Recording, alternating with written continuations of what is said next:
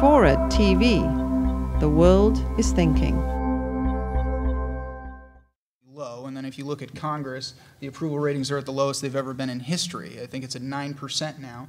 And with all due respect to the congressman, Republicans aren't faring well in Congress. And in a hypothetical matchup between some anonymous Democrat and some anonymous Republican, Rasmussen says that Democrats beat out Republicans by 10%. And I think that's because we've kind of waffled on financial issues, which I think are pretty much the bedrock of the Republican Party.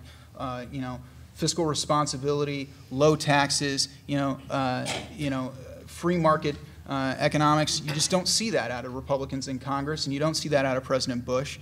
You saw the welfare checks that went out to the $600 or $300 that people got this year, and you saw you see the bailouts that we're seeing for the housing industry, and you saw the $1,000 debit cards for Katrina victims. You just see this these giveaways from President Bush, which are absolutely incongruous with Republican small government economic policy. But what do you do? What do you do to get more Republicans elected? You kick the bums out who are voting to give away money. Frankly, I think we should be putting up, we should be seriously considering putting up primary challengers for some of these wishy-washy, pork barrel-laden, Republican types who are in Congress, who are just giving away the farm.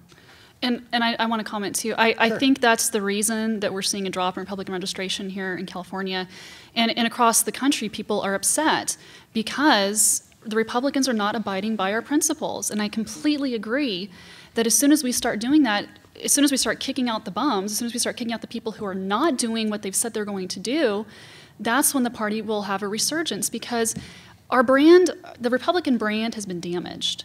And we have to rebuild the trust of Republicans all across the country and here in California, because they don't believe what Republicans say anymore. Because they elect someone like Arnold Schwarzenegger, who's a rhino, a Republican in name only, and they expect all these great things. He made all these promises when he ran the first time. He's fulfilled none of them.